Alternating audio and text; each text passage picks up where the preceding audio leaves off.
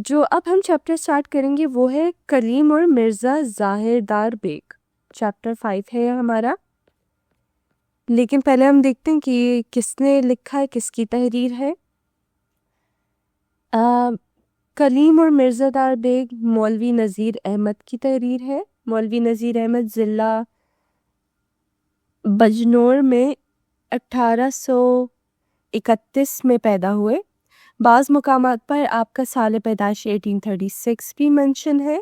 ابتدائی تعلیم اپنے والد مولوی سعادت علی سے ہی حاصل کی, لیکن بعد میں مولوی عبدالحق کے حلقہ درس میں شامل ہو گئے. سٹارٹنگ میں اپنے والد سے پڑھا, پھر اس کے بعد فردر اسٹڈیز مولوی عبدالحق سے انہوں نے پڑھنا سٹارٹ کیا. کچھ عرصے بعد دلی کالج میں داخلہ لیا اور وہاں سے عربی, فلسفہ, ریاضی کی تعلیم حاصل کر کے مدرس کی حیثیت سے عملی زندگی کا آغاز کیا اور ترقی کر کے انسپیکٹر مدارس مقرر ہو گئے. عربی, فلسفہ, ریاضی میں انہوں نے پڑھا اور پھر اس کے بعد جو ہے نا وہیں پر ٹیچر لگ گئے جس کالج میں تھے, اور پھر انسپیکٹر مدارس بھی مقرر ہو گئے. اپنی ذاتی دلچسپی کے باعث انگریزی زبان کی تعلیم میں بھی اپنے تئیں حاصل کی, یعنی انگلش پر بھی عبور حاصل کیا. 1861 میں انڈین پینل کوڈ کے ترجمے کی وجہ سے پہلے تحصیلدار اور پھر افسر بندوبست بن گئے. انگلش اچھی تھی تو ترجمہ وغیرہ کر لیتے تھے, اسی چیز کی وجہ سے پہلے تحصیلدار بھی لگ گئے. ٹھیک ہے. اس کے بعد ریاست حیدرآباد چلے گئے جہاں ممبر بورڈ آف ریونیو کی حیثیت سے خدمات سر انجام دی. پھر حیدرآباد موو ہوئے, وہاں پر ممبر بورڈ آف ریونیو میں یہ بھی سرکاری پوسٹ ہے, اس پہ فائز ہو گئے اور اپنی خدمات انجام دی. اور سب سے امپورٹنٹ بات, ہم نے اس چیپٹر کے گرینڈ ٹیسٹ کا جو پریکٹس ٹیسٹ ہے اس کا لنک ہم نے ڈسکرپشن میں ڈال دیا. آپ ڈسکرپشن میں جا کر یہ اوپر پہلا لنک ہے پریکٹس گرینڈ ٹیسٹ کو, یہاں پہ جائیں اور سالو کریں اور پریکٹس کریں. یہاں سے آپ نے اگر پریکٹس کر لی, آپ کے ایگزامس کے اندر MCQs کے اندر 100% مارکس گارنٹیڈ ہے. اس کے علاوہ اگر آپ کو ہمارے فری نوٹس چاہیے, lecture, guest papers, model papers چاہیے, تو اس پہلی والی لنک پہ کلک کر کے آپ ہمارے چینل کو جوائن ہو جائیں, اور دوسری والی لنک کو کلک کر کے آپ ہمارا واٹس ایپ گروپ ہے امپورٹنٹ پریمیم, اس کو جوائن ہو جائیں. ٹھیک ہے. اگر آپ کو ٹیوشنز وغیرہ کے اندر انرول ہونا ہے, کوئی ڈاؤٹ ہے, تو یہ ہمارا واٹس ایپ نمبر, اس پہ کلک کریں گے آپ ڈائریکٹ واٹس ایپ پہ چلے جائیں گے, اور تمام بکس کے PDF اس والے یہاں پر آخری والے آپ کے پاس گیون ہے. آپ یہاں سے کوئی بھی بک اٹھا سکتے ہیں, آپ کی جو مرضی چاہے, ساری کی ساری کلاسز کا. اس کے ساتھ ساتھ آپ سے ریکویسٹ ہے آپ چینل کو سبسکرائب اور ویڈیو کو لائک بھی کرتے ہیں. اور یہی سے اپنی مدت ملازمت پوری کر کے سبکدوش ہو گئے. ملازمت سے ریٹائرمنٹ کے بعد اپنی زندگی تصنیف و تالیف میں کے لیے وقف کر دی, یعنی لکھنے لکھانے کے کام. اور 1897 میں آپ کو شمس العلماء کا خطاب ملا, یہ ان کا ٹائٹل ہے. ٹھیک ہے. شمس العلماء, شمس سورج, اور علماء جو عالم ہوتے ہیں, یعنی ان کے عالموں کا سورج, ان کے پاس اتنی نالج تھی. اس کے علاوہ پنجاب یونیورسٹی اور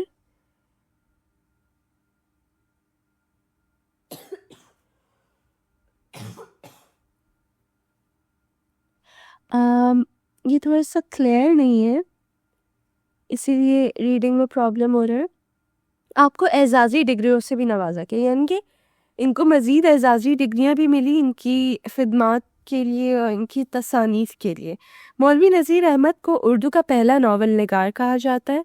یہ چیزیں امپورٹنٹ ہوتی ہیں ایگزام کے پوائنٹ آف ویو سے, کیونکہ MCQs میں یہ پوچھا جا سکتا ہے, ان کے ٹائٹلز اور ان کے کارنامے. ٹھیک ہے.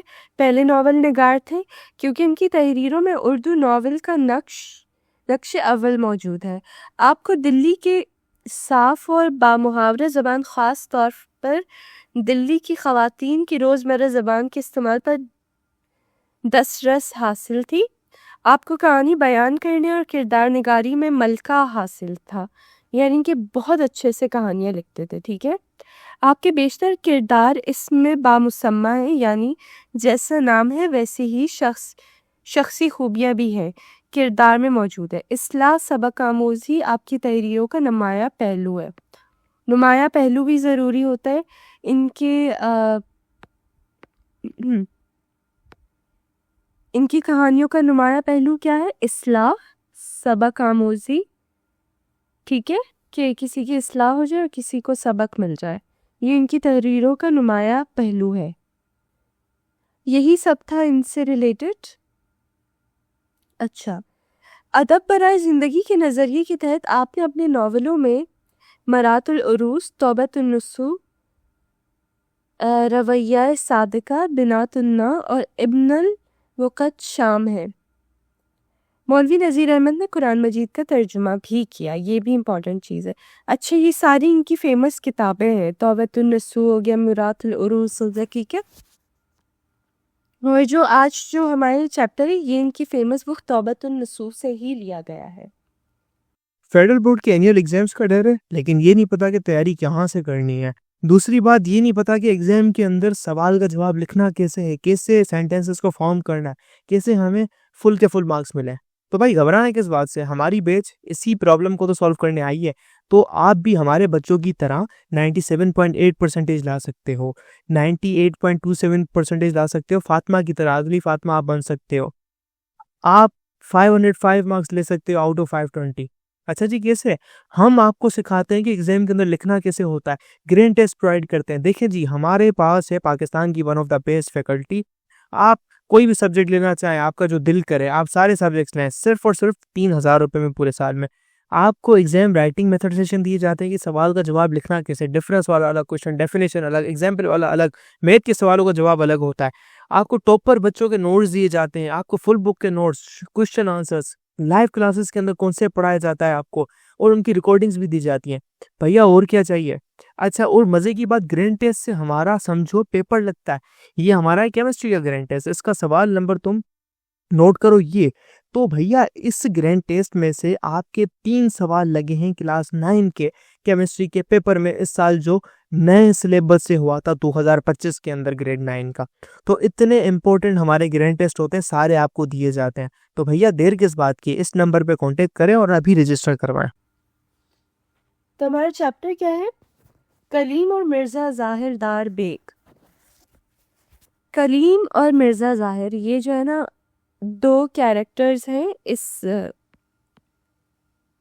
ڈرامے میں، کہانی میں، ڈرامے میں آپ کہہ سکتے ہیں، ٹھیک ہے. کلیم ایک کم عمر سا لڑکا ہوتا ہے اور مرزا ظاہر دار بیگ جو ہے نا مطلب تھوڑی بڑی عمر کے آدمی ہوتے ہیں. کلیم سیدھا سادہ معصوم سا بندہ ہے، اپنے کام سے کام رکھنے والا. لیکن مرزا ظاہر دار بیگ ایک ایسا کیریکٹر ہے جو کہ بہت بڑھا چڑھا کے چیزیں دکھا رہا ہوتا ہے، چیزیں پیش کر رہا ہوتا ہے، لیکن در حقیقت اس کے پاس اتنا کچھ ہوتا نہیں ہے. کلیم سے اور مرزا سے محفل مشاعرے میں تعارف پیدا ہوا. شدہ مرزا صاحب کلیم کے مکان پر تشریف لانے لگے، یہاں تک کہ اب چند روز سے تو دونوں میں ایسی گاڑی چلنے لگی تھی کہ گویا ایک جان 2 قالب تھے. کلیم کو تو مرزا کے مکان پر جانے کا کبھی بھی اتفاق نہیں ہوا، مگر مرزا شام کو تو کبھی کبھی لیکن صبح کو بلا ناغہ آتے اور تمام دن کلیم کے پاس رہ گئے. مرزا نے اپنے حال اصلی کلیم پر ظاہر ہونے نہ دیا. کلیم یہی جانتا تھا کہ جمعدار کا تمام ترکہ مرزا کو ملا اور وہ جمعدار کی محل سرا کو مرزا کی محل سرا، اور جمعدار کے دیوان خانے کو مرزا کا دیوان خانہ، اور جمعدار کے بیٹے پوتوں کے نوکروں کو مرزا کے نوکر سمجھتا تھا. اور اس غلط فہمی میں وہ گھر سے نکلا تو سیدھا جمعدار کی محل سرا کی ڈیوڑی پر جا موجود ہوا. بار کے پکارنے اور کنڈی کھڑکانے سے 2 لونڈیاں چراغ لیے ہوئے اندر سے نکلی، اور ان میں سے ایک نے پوچھا، کون صاحب ہے اور اتنی رات گئے، کیا کام ہے؟ کلیم، جاؤ مرزا کو بھیج دو. لونڈی، کون مرزا؟ کلیم، مرزا ظاہر دار بیگ جن کا مکان ہے. اور کون مرزا؟ لونڈی، یہاں کوئی ظاہر دار بیگ نہیں ہے. اتنا کہہ کر قریب تھا کہ لونڈی پر کواڑ بند کر کے کلیم نے کہا کہ کیوں جی، کیا یہ جمعدار صاحب کی محل سرا نہیں ہے؟ لونڈی، ہے، کیوں نہیں ہے؟ اچھا، اب سٹوری کو تھوڑا سے سمجھتے کہ ہو کیا رہا ہے.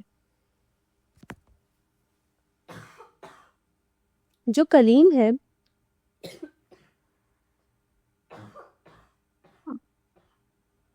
Sorry I am not feeling well جو کلیم ہے اور مرزا دار ہے، ان دونوں کی ایک محفل مشاعرہ میں تعارف ہوتا ہے. دوستی ہو جاتی ہے. مرزا صاحب اتنی گہری دوستی جما لیتے کلیم کے ساتھ کہ روز اس کے مکان پر تشریف لے جاتے. شام کو نہ صحیح تو دن میں تو صبح تو ضرور جاتے ہیں اور پورا پورا دن ان کے ساتھ گزارتے ہیں. ٹھیک ہے. لیکن کبھی اپنے گھر نہیں بلایا کلیم کو.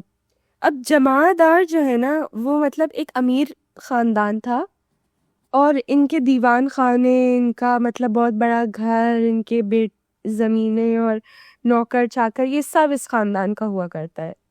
ٹھیک ہے.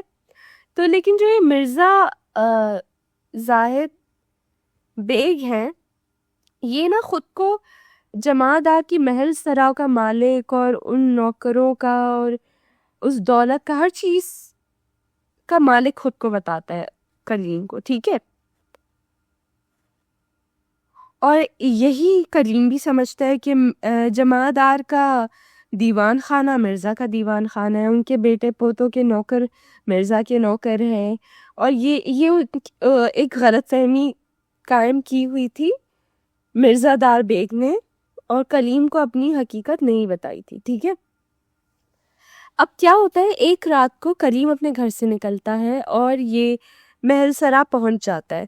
وہاں کا دروازہ بجاتا ہے تو ایک لونڈی باہر آتی ہے اور وہ کہتی ہے بھائی کیوں اس ٹائم دروازہ بجا رہے ہو، یہ وہ. تو وہ کہتا ہے کہ مرزا کو بھیج دو.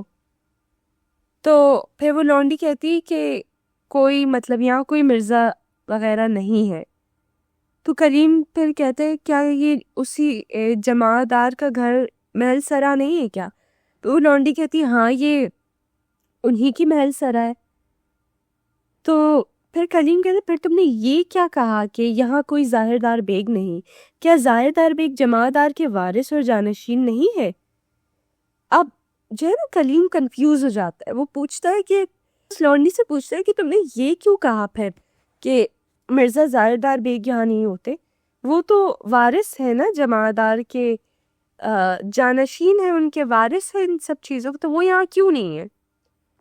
تو پھر لونڈی کہتی جماعت دار کے وارثوں کو خدا سلامت رکھے، وہ ظاہر دار بیگ جماعت دار کا وارث بننے والا کون ہوتا ہے؟ دوسری لونڈی ارے کمبخت، یہ کہیں مرزا بانکے کے بیٹے کو نہ پوچھتے ہوں، وہ ہر جگہ اپنے تئی جماعت دار کا بیٹا بتایا کرتا ہے. کلیم کی طرف مخاطب ہو کر کیوں میاں، وہی ظاہر دار بیگ جن کی رنگت زرد زرد ہے، آنکھیں کرنجی، چھوٹا قد، دبلا ڈیل، اپنے تئی بہت سوارے بنائے رہا کرتے ہیں.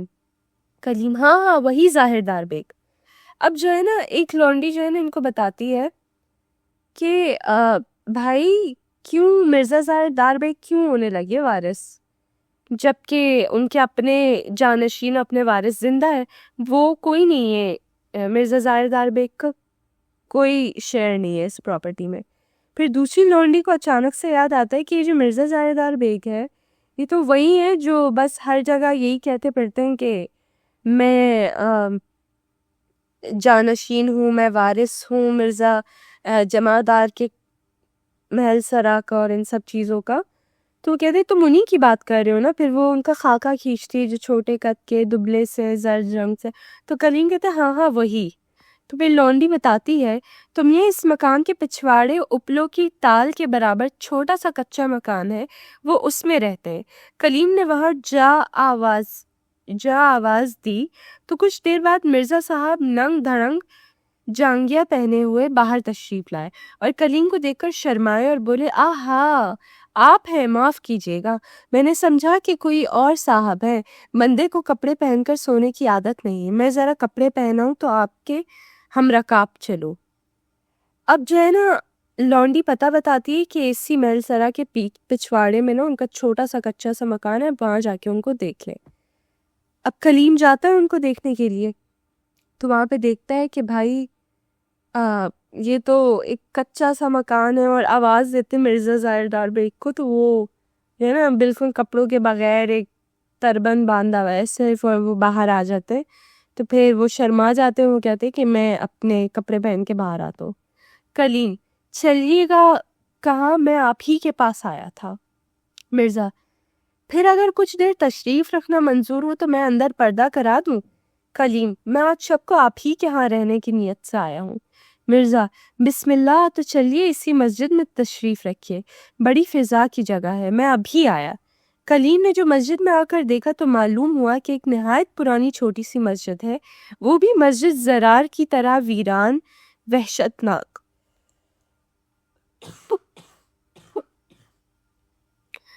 نہ کوئی حافظ ہے، نہ ملا، نہ طالب علم، نہ مسافر۔ ہزارہ چمگادڑ اس میں رہتی ہیں کہ ان کی تسبیح بے ہنگام سے کان کے پردے پھٹے جاتے۔ فرش پر اس قدر بیٹ پڑی ہے کہ بجائے خود کھرنچے کا فرش بن گیا ہے۔ مرزا کے انتظار میں کلیم کو چاروں ناچار اسی مسجد میں ٹھہرنا پڑا۔ اب جو ہے نا مرزا نے کلیم سے کہا کہ مرزا کپڑے پہن کے آ تو پھر چلتے ہیں۔ تو کلیم کہتے ہیں کہ ہم کہیں نہیں جا رہے، میں تو خود آپ کے پاس آیا ہوں رہنے کے لیے، آج شب آپ کے پاس ہی رکوں گا۔ تو پھر مرزا تھوڑا حیران ہو جاتا ہے کہ مطلب اپنے اس کچے سے مکان میں اس کو کہاں رکھے گا، تو وہ کہتا ہے تو پھر اسی نیت سے آیا تو چلو مسجد چلتے ہیں، وہاں تشریف رکھتے ہیں۔ تو پھر وہ مسجد بھجوا دیتے کلیم کو، کلیم وہاں بیٹھ کے ان کا انتظار کرتے۔ مسجد بھی ایسی ویران، گندی سی، دھول مٹی، چمگادڑ ہوتے ہیں وہاں پہ بہت سارے، فرش بالکل بیٹ سے بھرا ہوا، دھول مٹی۔ تو کلیم وہاں پہ بیٹھ کے بس انتظار کر رہا ہوتا ہے مرزا کا، اب وہ اور کیا کر سکتا ہے۔ مرزا آئے بھی تو اتنی دیر کے بعد کہ کلیم مایوس ہو چکا تھا۔ قبل اس کے کہ کلیم شکایت کرے، مرزا صاحب بطور دفع دخل مقدر فرمانے لگے کہ بندے کے گھر میں کئی دن سے طبیعت علیل ہے، خفقان کا عارضہ، اختلاج قلب کا روگ ہے۔ اب جو میں آپ کے پاس سے گیا تو ان کو غشی میں پایا، اس وجہ سے دیر ہوئی۔ پہلے یہ تو فرمائیے کہ اس وقت بندہ نوازی فرمانے کی کیا وجہ ہے؟ کلیم نے باپ کی طلب، اپنا انکار، بھائی کی التجا، ماں کا اصرار، تمام ماجرا کہہ سنایا۔ مرزا: پھر اب کیا ارادہ ہے؟ کلیم: سوائے اس کے کہ اب گھر لوٹ کر جانے کا تو نہیں ہے، اور جو آپ کی صلاح ہو۔ مرزا: خیر، نیت شب حرام صبح تو ہو، آپ بھی تکلف استراحت فرمائیے، میں جا کر بچھونا وغیرہ بھیجے دیتا ہوں، اور مجھ کو مریضہ کی تیمارداری کے لیے اجازت دیجیے کہ آج اس کی علالت میں اشتداد ہے۔ اب جو ہے نا کلیم انتظار کرتا اتنا لیٹ ہو جاتا ہے مرزا زاہردار بیگ کہ کلیم مایوس ہو جاتا ہے کہ شاید ہی نہیں آ رہے۔ تو پھر وہ آتے ہی نا ایک بہانہ بنا کے دے دیتے کہ میری جو گھر والی ان کی طبیعت بہت علیل ہے، بہت بیمار ہے، تو ان کو ذرا میں دیکھ رہا تھا۔ پھر جو ہے نا جو کلیم ہوتا ہے اپنے گھر والوں سے تھوڑا سا جو ہے نا ان کا کسی بات پہ اختلاف ہوتا ہے، وہ گھر چھوڑ کے آیا ہوتا ہے۔ تو اب جو ہے نا وہ اپنا پورا ماجرا بتاتے ہیں مرزا زاہردار بیگ کو، اور ایکسپیکٹ کرتے ہیں کہ وہ کوئی مشورہ دے اور کوئی راہ دکھائے ان کو۔ تو مرزا زاہردار بیگ ان کو کہتے ہیں کہ اب رات تو کافی ہو گئی ہے، اب آپ ایسا کریں کہ استراحت فرمائیں اور ابھی آرام کریں اور سو جائیں۔ تو پھر اور کہتے ہیں کہ میری بیوی کی بھی طبیعت بہت خراب ہے، تو میں ایسا کرتا ہوں میں جا کے اپنی بیوی کو دیکھ لیتا ہوں، اور میں بچھونا وغیرہ آپ کے لیے بھجوا دیتا ہوں۔ کلیم: یہ ماجرا کیا ہے؟ تم تو کہا کرتے تھے کہ ہمارے یہاں دوہری محل، سرائے، متعدد دیوان خانے، کئی پائی باغ ہیں، حوض اور حمام اور کٹڑے اور گنج اور دکانیں اور سرائے۔ میں جانتا ہوں عمارت کی قسم سے کوئی چیز ایسی نہ ہوگی جس کو تم نے اپنی ملک نہ بتایا ہو، یا یہ حال ہے کہ ایک متنفس کے واسطے ایک شب کے لیے تم کو جگہ میسر نہیں۔ جو حالات تم نے اپنی زبان سے بیان کیے ان سے ثابت ہوتا تھا کہ جماعت دار کے تمام ترکہ پر تم قابض اور متصرف ہو، لیکن میں اس تمام جا وحشت کا ایک یہ ورڈ مسنگ ہے، شرما بھی نہیں دیکھتا۔ مرزا: آپ کو میری نسبت سخن سازی کا احتمال ہونا سخت تعجب کی بات ہے۔ اتنی مدت مجھ سے آپ کی صحبت رہی، مگر افسوس ہے کہ آپ نے میری طبیعت اور میری عادت کو نہ پہچانا۔ اچھا، اب جو ہے نا جب مرزا نے بہانہ کر دیا کہ میں جا رہا ہوں اپنی گھر والوں کے پاس، اور میں آپ کے بچھونا بھجوا دیتا ہوں، تو کلیم کو بڑی حیرت ہوتی ہے، وہ پوچھے کہ ماجرا کیا ہے؟ آپ تو کہتے تھے کہ آپ پوری محل سرا آپ کی ہے، اتنے حمام ہے، اتنے حوض ہے، اتنے پائی باغ ہے، اور یہاں تو یہ حال ہے کہ میں آپ سے مدد چاہتا ہوں ایک رات گزارنے کی، اور آپ مجھے ایک رات کے لیے قیام کے لیے کوئی ایک ڈھنگ کی جگہ تک نہیں فراہم کر پا رہے، اور جو میں دیکھ رہا ہوں وہ تو مطلب بالکل حقیقت سے الگ ہے۔ آپ نے تو اس محل سرا کی ایک ایک چیز کو اپنی ملکیت بتایا تھا نا، تو پھر اس پہ بھی مرزا صاحب جو ہے نا اس چیز کو ایکسیپٹ نہیں کرتے، بلکہ یہ کہتے ہیں کہ حیرت کی بات ہے اتنے عرصے میں بھی آپ نے میری نیچر اور طبیعت کو نہیں پہچانا۔ یہ اختلاف حالت جو آپ دیکھتے ہیں اس کی ایک وجہ ہے۔ بندے کو جمعدار صاحب مرحوم مغفور نے تنبیہ کیا تھا اور اپنا جانشین کر مرے تھے۔ شہر کے کل روسا اس سے واقف اور آگاہ ہے۔ ان کے انتقال کے بعد لوگوں نے اس میں رخنہ اندازیاں کی۔ بندے کو آپ جانتے ہیں کہ بکھیڑے سے کوسوں بھاگتا ہے۔ صحبت ناملائم دیکھ کر کنارہ کش ہو گیا، لیکن کسی کو انتظام کا سلیقہ بندوبست کا حوصلہ نہیں۔ اسی روز سے واویلا مچی ہوئی ہے اور اس بات کے مشورے ہو رہے ہیں کہ بندے کو منا لے جائے۔ اچھا، تو اب جو ہے نا مرزا اس بات کو کیسے کور کرتا ہے کہ یہ جو اختلاف ہے اس کی بھی ایک وجہ ہے، میں نے کوئی جھوٹ مطلب نہیں بولا آپ سے، اور وجہ یہ کہ جب ہمارے جو مرحوم مغفور جمعدار صاحب تھے، جو مرتے مرتے انہوں نے مجھے اپنا جانشین مقرر کر دیا تھا، لیکن ان کے مرنے کے بعد جو شہر کے جو رئیس وغیرہ ہیں انہوں نے جو ہے نا مجھے ان کا جانشین بننے نہیں دیا، کافی مسئلے مسائل کیے، اور پھر میرا مزاج ایسا ہے کہ میں ایسے لڑائی جھگڑوں میں نہیں پڑ سکتا، تو میں کنارہ کش ہو گیا اور انہوں نے میرا کوئی خیال بھی نہ کیا۔ کریم، لیکن آپ نے اس کا تذکرہ بھی نہیں کیا۔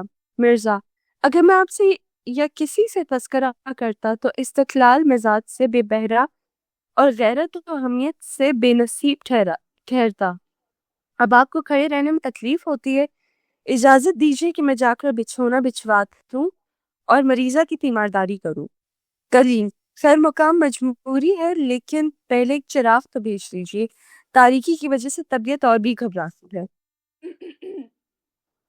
مرزا، چراغ کیا، میں تو لیمپ روشن کرانے کا ارادہ کیا تھا، لیکن گرمی کے دن ہے، پروانے بہت جمع ہو جائیں گے اور آپ زیادہ پریشان ہو جائے گا، اور اس مکان میں ابابیلوں کی کثرت ہے، روشنی دیکھ کر گرنی شروع ہوں گی اور آپ کا بیٹھنا دشوار کر دیں گی۔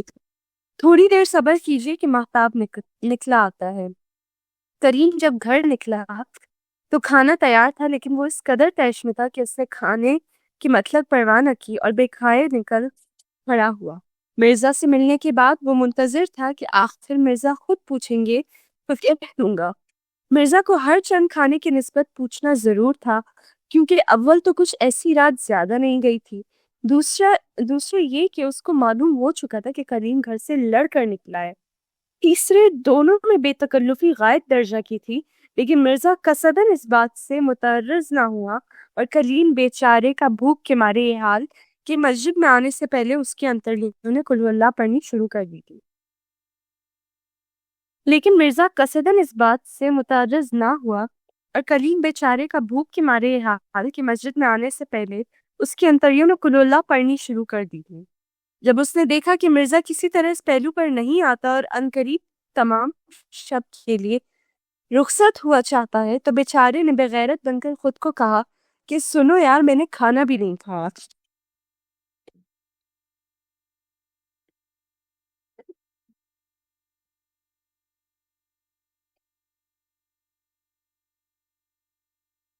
مرزا، مرد خدا، تو آتے ہی کیوں نہیں کہا؟ اب اتنی رات گئے کیا ہو سکتا ہے، دکانیں سب بند ہو گئی ہوں گی، اور جو دو ایک کھلی ہوں گی تو باسی چیزیں رہ گئی ہوں گی جن کے کھانے سے فاقہ بہتر ہے۔ اچھا، اب کیا ہو رہا ہے یہاں پر؟ کریم جو ہے نا مرزا زاہدہ بیگ سے کہہ رہے کہ آپ نے پہلے تو اپنے ان حالات کا کبھی کوئی ذکر نہیں کیا، تو مرزا صاحب انہیں کہتے ہیں کہ میں خود کیسے بتاتا آپ کو یہ سب کچھ، یہ بالکل میری غیرت پر بات آ جاتی، تو اس لیے میں نے یہ چیز کسی کو نہیں بتائی۔ اور پھر وہ کہہ رہے میں جا رہا ہوں آپ کے لیے بستر اور بچھونا بھجوا دیتا ہوں اور اپنی بیگم کے پاس جا رہا ہوں مریضہ کی تیمارداری کرنے کے لیے. کلیم پھر کہتا ہے کہ ایک چراغ ہی بھجوا دے، اتنا اندھیرا ہے دل گھبرا رہا ہے.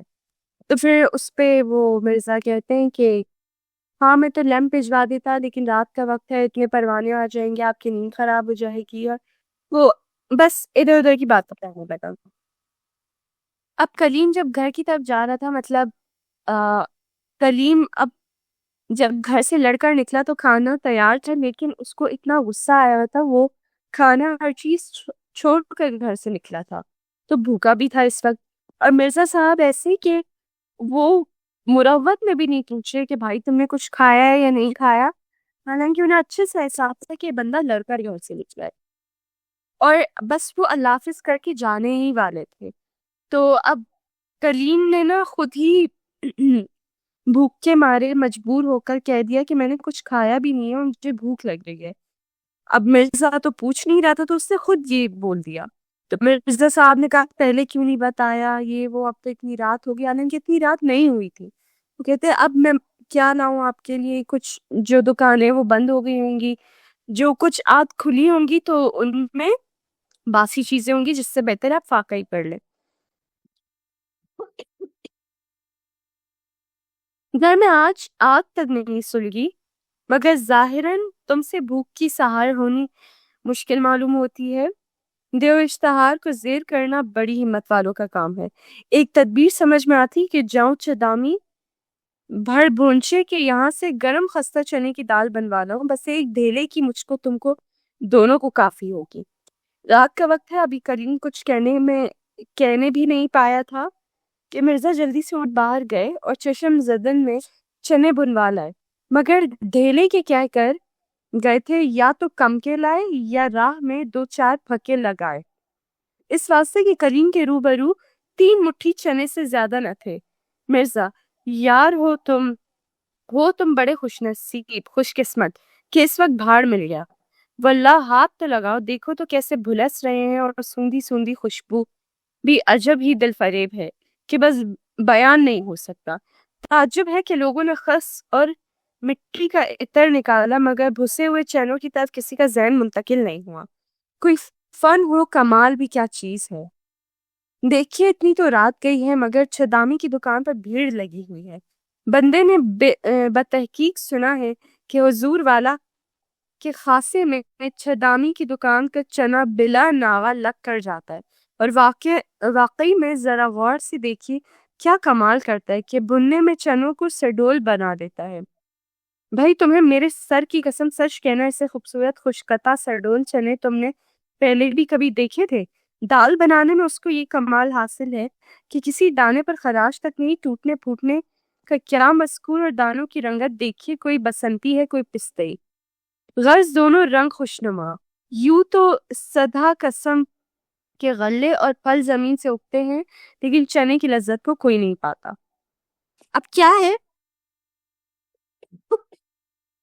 اب جو ہے نا مرزا صاحب کہتے ہیں اچھا جب میں اتنی بھوک لگی ہے تو میں جلدی سے جا کے ایک دکان ہے وہاں سے چنے لے آتا ہوں، ہم دونوں کے لیے تو ایک ڈھیلے کے ہی کافی ہوں گے. وہ بھاگ کر جاتا ہے اور چنے بنوا کر لے آتا ہے، لیکن جب وہ لاتے ہیں تو وہ کافی کم ہوتے ہیں، جیسے بس 3 مٹھی برابر چنے ہوتے ہیں. ٹھیک ہے، تو کلیم سوچتے کہ یا تو یہ کم پیسوں کا لایا ہے یا یہ رسم خود کھاتے ہوئے آ رہا تھا. پھر جب آئے تو وہ ان چنوں کی ایسی تعریفیں کر رہے تھے جیسے پتہ نہیں گویا کیا اٹھا کر لے آیا، ایسے بھنے ہوئے ایسے بھسوتے ہوئے، اس کی ایسی خوشبو ویسی خوشبو، بس یہی تعریفیں کر رہا ہوتا ہے ان چنوں کی. ٹھیک ہے، غرض مرزا نے اپنی چرب زبانی سے چنوں کو گھی کی تلی دال بنا کر اپنے دوست کریم کو کھلایا. کریم بھوکا تو تھا ہی، اس کو بھی ہمیشہ سے کچھ زیادہ مزیدار معلوم ہوئے. مرزا نے گھر جا کر ایک میلی دری اور ایک کثیف سا تکیہ بھیج دیا. 2 ہی گھڑی میں کلیم کی حالت کا اس قدر متغیر ہو جانا عبرت کا مقام ہے. یا تو فی الوقت خانہ اور عشرت منزل میں تھا، یا اب ایک مسجد میں آ کر پڑا، اور مسجد میں بھی ایسی جس کا تھوڑا سا ہار ہم نے اوپر بیان کیا. گھر کے ایوان نعمت کو لات مار کر نکلا تھا تو پہلے ہی وقت چنے چبانے پڑے. نہ چراغ نہ چارپائی نہ بہن نہ بھائی، نہ مونس نہ غم خوار نہ نوکر نہ خدمت گار. مسجد میں اکیلا ایسا بیٹھا تھا جیسے قید خانے میں حاکم کا گنہگار یا کفس میں مرغے نو گرفتار. اور کوئی ہوتا تو اس حالت پر نظر کر کے تنبیہ پکڑتا، اپنی حرکت سے توبہ اور اپنے افعال سے استغفار کرتا، اور اسی وقت نہیں تو سویرے گجر دم باپ کے ساتھ نماز صبح میں جا شریک ہوتا. لیکن کلیم کو اور بہت سے مضمون سوچنے کو تھے. اس نے رات بھر میں ایک قصیدہ تو مسجد کی ہجوم میں تیار کیا اور ایک مستوی مرزا کی شام میں کہی. اب کیا ہے کہ چنے کھانے کے بعد جو ہے مرزا صاحب چلے جاتے ہیں، ایک پتلا سا تکیا اور ایک گندی سی دری بھجوا دیتے ہیں اس کے لیے کہ سو جائے اس پر. اب کلیم لیٹا ہوا سوچ رہا ہوتا ہے کہ گھر نہ ماں باپ ہے، نہ بہن بھائی ہے، نہ نوکر چاکر ہے، نہ گھر کا آرام ہے. مطلب وہ کیا ہے، کچھ ہی دیر میں مجھے چنے چبانے پڑ گئے، ایسا حال ہو گیا. اور کہہ رہے مسجد بھی ایسی کہ ایسا لگ رہا ہے کہ میں کسی قید میں ہوں، کسی سزا میں، کسی کا گنہگار ہوں، کسی جرم میں بیٹھا ہوا ہوں. اور کہتا ہے کہ اگر کوئی اور ہوتا نا میری جگہ تو میری اس حالت کو دیکھ کر نا عبرت پکڑتا اور اس غلطی کو صبح ہوتے ہی درست کرتا اور باپ کے ساتھ جا کر صبح فجر کی نماز میں شریک ہو جاتا. لیکن کلیم نے ایسا نہیں کیا. کلیم پوری رات ایک شاعری کا شوق رکھتا تھا یہ، تو بیٹھ کے مثنوی اور قصیدہ سوچ رہا تھا، مطلب اپنی نئی شاعری تیار کر رہا تھا. صبح ہوتے آنکھ لگ گئی تو نہیں معلوم مرزا یا محلے کا کوئی اور عیار ٹوپی جوتی رومال چھڑی تکیا دری یعنی جو کہ اس کلیم کے بدن سے منفک اور اس کے جسم سے جدا تھی لے کر چنپت ہوا. یوں بھی کلیم بہت دیر کو سو کے اٹھتا تھا، اور آج میں ایک وجہ خاص تھی کہ کوئی سوا پہر دن چڑھے جاگا تو کیا دیکھتا ہے کہ فرش مسجد پر پڑا ہے اور نیند کی حالت میں جو کروٹیں لی ہیں تو سیر و گرد کا بھبوت اور چمگادڑوں کی بیٹ کا زماد بدن پر تھپا ہوا ہے.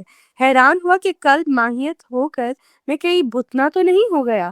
مرزا کو ادھر دیکھا ادھر دیکھا، کہیں پتا نہیں. مسجد تھی ویران، اس میں پانی کہاں. صبر کر کے بیٹھ رہا کہ کوئی اللہ کا بندہ ادھر کو آ نکلے تو اس کے ہاتھ مرزا کو بلواؤں اور یا منہ ہاتھ دھو کر خود مرزا تک جاؤں. اس میں دوپہر ہونے آئی. بارے ایک لڑکا کھیلتا ہوا آیا. جو ہی زینے پر چڑھا کہ کلیم اس سے عرض مطلب کرنے کے لیے لپکا، وہ لڑکا اس کی حیت قضائی دیکھ ڈر کر بھاگا. خدا جانے اس نے اس کو بھوت سمجھا یا سڑی خیال کیا. اب کیا ہوتا ہے، پوری رات تو اس نے جاگ کے گزار دی. صبح کے قریب اس کی آنکھ لگ گئی اور جیسے ہی اس کی آنکھ لگتی ہے تو پتہ نہیں کوئی آوارہ کوئی اور بندہ محلے کا آ کر اس کی ٹوپی چھڑی جوتی رومال وغیرہ ساری چیزیں چرا کر بھاگ جاتا ہے. اور جب دوپہر کافی دیر سے جب کلیم کی آنکھ کھلتی ہے تو دیکھتا ہے کہ فرش پہ پڑا ہوا ہے، نہ دری ہے نہ تکیا ہے، اور کپڑے ایسے مٹی میں لتھڑے ہوئے، اور بیٹ جو چمگادڑوں کی تھی وہ بھی اس کے کپڑوں پہ لگی ہوئی تھی. مطلب بہت ہی برے حال میں پڑا ہوا تھا. اب وہ یہ سوچے کہ میں مرزا کو کیسے بلاؤں. ادھر ادھر دیکھتا ہے مرزا کہیں نہیں ہوتا. وہ چاہتا ہے کہ مرزا آ جائے خود سے میرا منہ ہاتھ دھلوائے یا پھر کوئی آ کے میری مدد کرے تاکہ میں باہر جا سکوں، لیکن کوئی بھی نہیں آتا. پھر ایک بچہ کھیلتا ہوا آتا ہے، وہ اس کی حالت دیکھ کر ڈر کے بھاگ جاتا ہے. ٹھیک ہے، کلیم نے بہتیر پکار اس لڑکے نے پیٹ پھیر کر نہ دیکھا. ناچار کلیم نے بہزار مصیبت دوسرے فاقے سے شام پکڑی. جب اندھیرا ہوا تو کی طرح اپنے نقشبند سے نکلا، سیدھا مرزا کے مکان پر گیا اور آواز دی تو یہ جواب ملا کہ وہ تو بڑے سویرے کے کتب صاحب سدھارے ہیں. کلیم نے چاہا کہ اپنا تعارف ظاہر کر کے ممکن ہو تو منہ دھونے کو پانی مانگے اور مرزا کی پھٹی پرانی جوتی اور ٹوپی تاکہ کسی طرح گلی کوچے میں چلنے کے قابل ہو جائے. یہ سوچ کر اس نے کہا، کیوں حضرت، آپ مجھ سے بھی واقف ہیں؟ اندر سے آواز آئی، ہم تمہاری آواز سے نہیں پہچانتے، اپنا نام و نشان بتاؤ تو معلوم ہو. کلیم میرا نام ہے، کلیم ہے، اور مجھ سے اور مرزا ظاہردار بیگ سے بڑی دوستی ہے، بلکہ میں شب کو مرزا صاحب ہی کی وجہ سے مسجد میں تھا.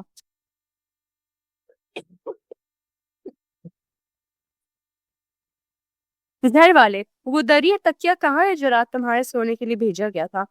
تکیہ اور دری کا نام سن کر تو کلیم بہت چکرایا اور ابھی جواب دینے میں متعمل تھا کہ اندر سے آواز آئی، مرزا زبردست بیگ، دیکھنا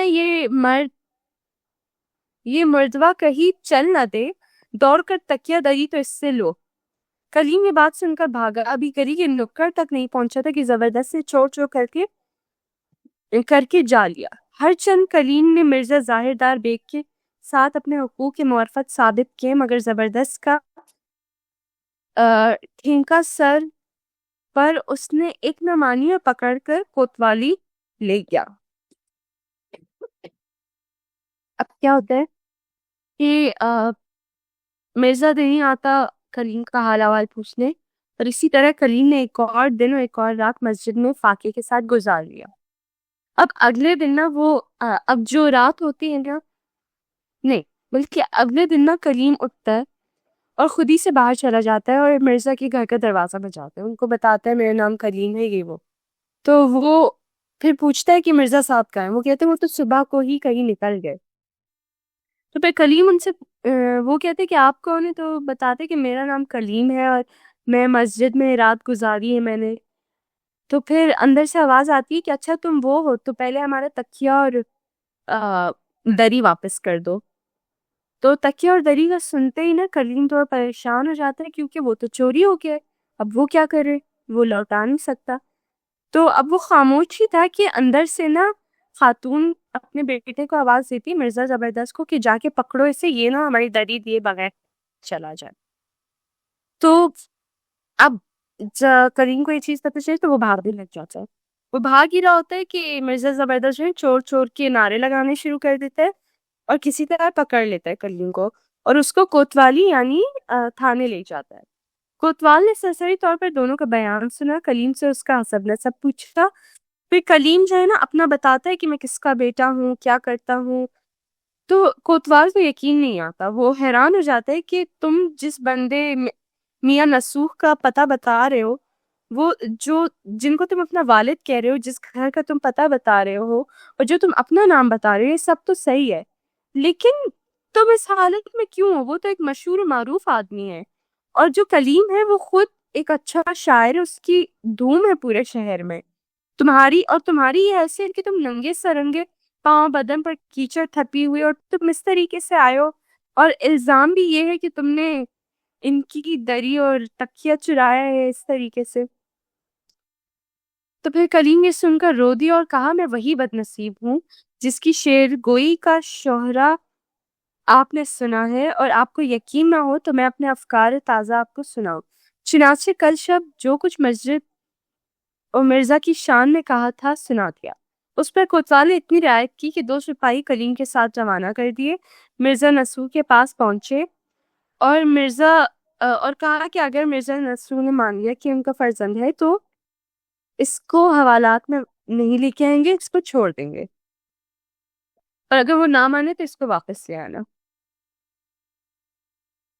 کلیم اس کیفیت میں باپ کے روبرو آنا جیسا کچھ شاک گزرا ہوگا ظاہر ہے، مگر کیا ہی کر سکتا تھا۔ پھر سپاہی کیا کرتے ہیں، اس کو لے جاتے ہیں محلے کی مسجد میں جس میں نسوح صاحب نماز پڑھا کرتے تھے، یہ ان کے گھر سے کافی قریب تھی۔ سین مسجد میں ایک شاداب چمن تھا اور چمن کے بیچوں بیچ ایک پکا مرتفع چبوترا عجب تفریح کا مقام تھا۔ نسوح بیشتر نماز عشاء کے بعد خصوصاً چاندی راتوں میں اس چبوترے پر بیٹھ کر پھول بوٹوں میں خداوند تعالیٰ کی صنعت ملاحظہ کیا کرتے تھے۔ اب کیا ہوتا ہے کہ وہ حوالدار جو ہے نا وہ لے آتا ہے کلیم کو مسجد میں، اور اس مسجد میں جو ہے نا نسوح صاحب نماز پڑھتے ہیں، بیچ میں ایک چھوٹا سا باغیچہ ہے، چبوترا ہے، وہاں پہ نسوح صاحب بیٹھتے ہیں، ان کے ساتھ ان کے اور بھی دین کے ساتھی بیٹھے ہوئے ہوتے ہیں۔ اور پھر جب وہ کلیم کی نظر میں صرف 2 سپاہی جو ہے نا منکر نکیر کی طرح کلیم کے ساتھ آ جاتے ہیں، نہ سر پر ٹوپی ہے نہ پاؤں میں جوتی ہے، 2 وقت کے فاقے سے منہ سوکھ کر ذرا سا نکل آیا تھا، آنکھوں میں ہلکے پڑ گئے تھے، یہ کلیم کی حالت تھی اس وقت، ہونٹوں پر پپڑی جم چکی تھی، کپڑوں کا وہ حال تھا کہ ایسے لباس سے ننگا ہونا بہتر ہے۔ جب نسو صاحب کی بیٹے پر نظر پڑی تو جیسے کلیجے میں نا کلیجہ پھٹ سا گیا ان کا۔ اور اگر نسو صاحب کوئی اچھے آدمی یا دیندار آدمی نہ ہوتے تو ایسر اپنے بیٹے کو دیکھ کر سر پیٹنے لگتے، روتے، سپاہیوں سے پوچھتے، دستوں گرباں ہو جاتے۔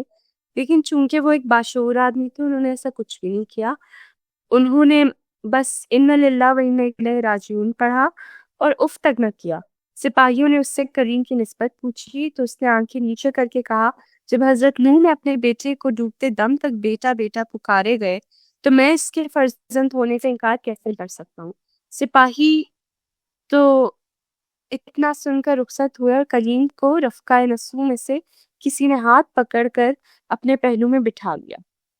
تو اس کہانی سے، اس ڈرامے سے ہمیں کیا پتہ چلا کہ دنیا بہت خود غرض ہے۔ کچھ لوگ جو ہے نا کچھ پریٹینڈ کچھ اور کرتے ہیں اور ہوتے کچھ اور ہے اصل میں، جیسے بالکل مرزا صاحب کی طرح۔ اور کریم ایک سادہ اور معصوم سا شخص جس نے مرزا کو اپنا دوست جانا اور اس کے جذبات میں آ کے گھر تو چھوڑ دیا، اس دوست کے آسرے پر تھا، کیونکہ اس دوست نے ان سے ایک دن بھی نہ عزت دی نہ چھت دی، رہنے کے لیے کوئی جگہ دی۔ ٹھیک ہے، تو یعنی دنیا بہت مطلبی ہوتی ہے۔ مشق کے سوالات۔ لفظ ڈرامہ کس زبان کا لفظ ہے؟ ہم نے یہ پہلے پڑھا تھا پچھلے لیکچر میں۔ لفظ ڈرامہ ڈراؤ سے نکلا ہے جو یونانی زبان کا لفظ ہے۔ جملہ اسمیہ کے مسند الیہ اور مسند ہوتے ہیں اسم۔ کلیم کی کنڈی کھڑکھڑانے پر کتنی لونیاں چراغ لیے ہوئے اندر سے نکلی؟ 2۔ مرزا ظاہر لال بیگ نے کلیم کو کہاں ٹھہرانے کا بندوبست کیا؟ ویران مسجد میں۔ شکاری نے بندوق چلائی۔ اس جملہ فعلیہ میں مفعول کسے کہتے ہیں؟ فعل کیا ہوتا ہے؟ کام۔ فاعل کیا ہوتا ہے؟ جو کام کرتا ہے۔ مفعول کیا ہوتا ہے؟ جس پر کام کیا جائے۔ تو یہاں بندوق پر کام کیا جائے تو بندوق یہاں پر مفعول ہے۔ انشاء قواعد کے ٹرمز ہے اردو کی، ہم ان کو ڈسکرائب کریں گے۔ ٹھیک ہے، سب سے پہلی ٹرم جو ہمارے پاس ہے وہ ہے ذو معنی الفاظ۔ ذو کا مطلب ہوتا ہے دو، یعنی کہ ایسے الفاظ جن کی املا تو ایک جیسی ہو لیکن ان کے معنی ایک سے زیادہ ہو۔ ٹھیک ہے، ایسے ورڈز کو ذو معنی الفاظ کہتے ہیں، یعنی ورڈ لکھنے میں ایک جیسا لگتے ہو لیکن مطلب ان کے چینج ہو۔ ٹھیک ہے، بعض اوقات ان میں سے ایک معنی مؤنث جبکہ دوسرا مذکر کے طور پر استعمال ہوتا ہے۔ مثلاً قلم لکھنے کے لیے استعمال ہونے والا آلہ، اور پودے کی قلم۔ پودے کی قلم مطلب جو پودے کو جب آپ کبھی اگر آپ نے پلانٹس خریدے ہوں تو ایک گملے سے نکال کے جب دوسرے گملے میں، یا آپ جب نرسری سے خریدتے ہو اور گملے میں ڈال ہوتے ہو گھر پہ اپنی کیاری وغیرہ میں، تو اس کی قلم سے سیٹ کرتے ہیں۔ ٹھیک ہے، پودوں کی اس کو جو ہے نا کہتے ہیں پودے کی قلم۔ تو دونوں لکھنے میں بالکل سیم ہوتے ہیں، آواز میں بالکل ایک جیسا ہوتا ہے لیکن مطلب دونوں کے چینج ہیں۔ پھر دوسرا ورڈ ہے ہمارے پاس کان۔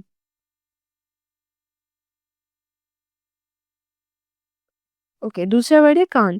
کان کسی قیمتی چیز کا ذخیرہ، وہ کہتے ہیں سونے کی کان، چاندی کی کان۔ اور دوسرا ہوتا ہے جسم میں ایک حصہ جو ہے ہمارا کان، اس کو کہتے ہیں۔ ٹھیک ہے، پھر درج جملوں سے ذو معنی الفاظ کو الگ کر ان کے جملے سے انداز سے تحریر کریں کہ ان کے دونوں کے معنی واضح ہو جائے۔ میرے کان میں درد ہے۔ اب جو جملے ہیں نا ان میں سے ذو معنی الفاظ کو سیپریٹ کرنا ہے۔ اب ہمیں پتہ ہے کان اور کان کیا ہوتا ہے۔ پاکستان میچ ہار گیا۔ کپڑے کا عرض 1 فٹ ہے۔ عرض پتہ ہے نا، ایک تو عرض ہوتا ہے کہنے والا عرض، اور ایک جو ہے نا عرض اس کی کپڑے کی چوڑائی۔ میں نے قلم سے لکھا، مغرب نے اسلامی ملکوں کے ساتھ اچھا سلوک کیا۔ مغرب ایک مشرق اور مغرب والا، ایسٹ ویسٹ والا، اور ایک مغرب نماز کے وقت ہوتا ہے۔ پھر ناول کیا چیز ہے؟ ناول سے مراد سادہ زبان میں ایسی طویل کہانی ہے جس میں انسانی زندگی کی معمولی واقعات اور روزانہ پیش آنے والے معاملات کو اس انداز میں بیان کیا جائے کہ پڑھنے والے کو اس میں دلچسپی پیدا ہو۔ ٹھیک ہے، ناول کیا ہوتا ہے؟ سادہ زبان میں ایک لمبی طویل کہانی کو کہتے ہیں جس میں کوئی معمولی واقعہ بھی ہو سکتا ہے، کوئی خاص واقعہ بھی ہو سکتا ہے، روزانہ پیش آنے والے معاملات بھی ہو سکتے ہیں۔